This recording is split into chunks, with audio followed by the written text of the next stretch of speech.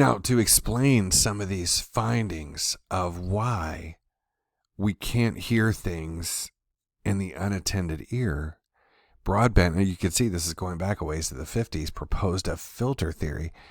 There are limits on how much information a person can attend to at any given time. And therefore, if the amount of information available at any given time exceeds capacity, the person uses an attentional filter to let some information go through and block the rest. Makes sense.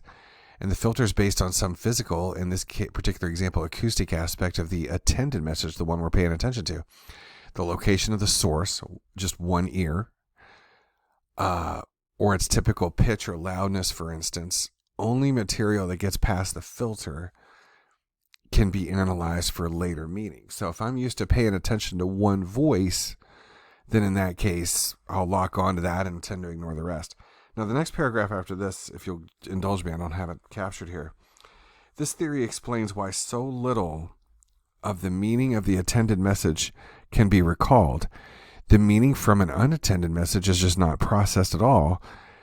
Broadbent's filter theory maintains that the attentional filter is set to select which message to process early, typically before the meaning is even identified on the physical characteristics, you might say. So, based on what we've seen here, that's plausible. Now, other investigators soon reported results that contradicted the filter theory. And here's the cocktail party effect I referenced. Shadowing performances disrupted when one's own name, if I hear my name's Scott, one's own name is embedded in either the attended or unattended message. Somebody just shouts out Scott, you're going to whip around and, well, your name's not Scott, but whatever it is, you'll whip around and hear it. Moreover, the person hears and remembers hearing his or her name. They can't avoid it. And that's also true for naughty words or sexually tinged words or things like that. You'll hear something off color if you hear it off in the distance. Also, it has the ability to sort of crack that threshold, as the word I'm looking for. So Moray concluded that only important material can penetrate the filter set up to block the unattended messages. And presumably messages such as those containing a person's name are important enough to get through the filter and be analyzed for meaning. Left unexplained, then, this is how the filter knows which messages are important to let pass. So it's got a sort of a priority tag on it. Now, my name is unusual in this day and age. Fellas that are named Scott are generally over 50. I've never met a Scott under 50. It's a name that just died. And particularly when I hear my name, it's very likely to be me or another fella that's up there in years. So it really tends to crack my attention when someone says it off in the distance, and I tend to whip around. So, coincidentally, our chair is also named Scott, but it's a name that just died in the early 70s. Nobody named their sons that anymore for some reason. I guess it's a nerd name. So now Treisman, again, discovered this phenomenon that argues against this alternative interpretation of the cocktail party, so against Moray's. And here's a brief experiment. She played participants 2 messages, each presented to a different ear, and asked those participants to shadow one of them. At a certain point in the middle of the messages, the contents of the first message and the second message were switched, so that the second message continued the first message and vice versa. Immediately after the 2 messages switched ears, the participants repeated 1 or 2 words from the unattended ear. If the participants processed the unattended message only when their filter lapsed, it would be hard to explain why these lapses always occurred at the point when they switched ears. Which is kind of interesting. So to explain these results, Treisman reasoned that participants must be basing their selection of which message to attend to, at least in part, on the meaning of the message. There has to be some interpretation of the meaning and not just the physical gross characteristics like the male or female voice. And this is a possibility that the filter theory did not provide for. So interestingly, most participants had no idea that the passages had been switched or that they had repeated words from the unattended or incorrect ear. It's kind of a cool idea. And again, this poses a problem for filter theory that they just couldn't predict that. I'll give you a concrete example of this, if you'll indulge. Your text doesn't mention it, the particulars of the experiment. One of their passages that Treesman used, and by the way, Treesman's still with us. I think she is roughly 90 also. She's been doing great work for a lot of years. But somebody was listening to a passage about a picnic in their right ear. So Ted and Sally went on a picnic. They were opening the sandwiches when, to his horror, Ted realized he forgot the Dijon mustard. And in that unattended ear were the words opening the sandwiches or something like that, something incidental to the passage that just happened to jump out at the wrong ear.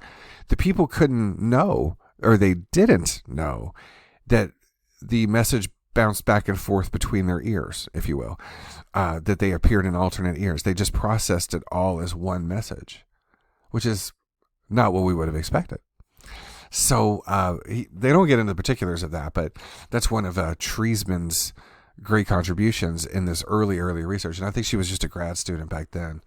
I happened to meet her back in 98. She came to address our department and had done some really great work back then. So now I want to just mention something on page, is it 78? Yes. Wood and Cowan's research. Give me, if you'll indulge me, I'm just going to read this at the top of 78. Wood and Cowan first looked to see whether people who noticed backward speech in an unattended message showed a disruption in their shadowing of an attended message. In other words, if they processed information in the unattended message, did this processing have a cost to their performance on a main task? And the answer was yes. Wood and Cowan counted the percentage of errors made in shadowing and noticed that the percentage rose to a peak during the 30 seconds of the backward speech that was in an alternate ear. This effect was especially dramatic for those people who reported noticing the backward speech. Control participants who never were presented with the backward speech show no rise in shadowing errors. So what they have found, if you accept this, these other authors more recently in 01 showed that research participants who detect their name in an unattended message are those who have lower working memory. Working memory is something, as we'll speak of in the next chapter, that has to do with your ability to hold things aloft as you're doing a task. And those that have a higher working memory span often are said to be more intelligent and able to process things better. So if I read you 20 numbers in a row and you could spin them back pretty easily, the suggestion is that you have a pretty good working memory. On the other hand, if that's a really difficult task for a person and they can recall very few numbers in a row, then in that case they have a low working memory, and that's a correlate of intelligence, kind of, if you accept that. So for now, you could think of it as a memory space or a capacity that they have for keeping things at the front of their mind.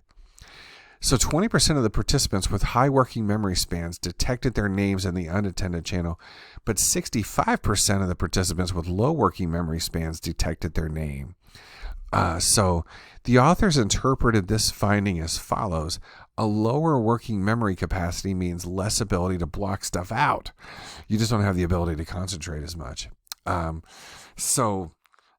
Given her research findings, Anne Treesman proposed a modified filter theory that she called attenuation.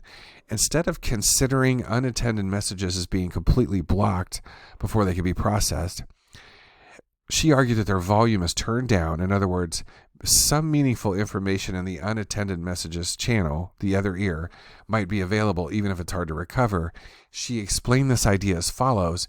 An incoming message is subjected to three kinds of analysis. In the first, physical properties, like pitch and voice. The second is linguistic. And the third is what it means, the semantic meaning, that there has to be some processing there. So that's the idea. Now, as the next paragraph indicates, some meaningful units, such as words and phrases, tend to be processed easily. Words that have subjective importance, such as one's name or signal danger, like fire, have permanently lower thresholds, where others have to overcome a greater threshold. So, all right, well, I think I'll go ahead and leave it there. And that was some expansion on bottleneck theories to partially explain, at least, why we're able to ignore things in an unattended channel, but other things tend to creep back in.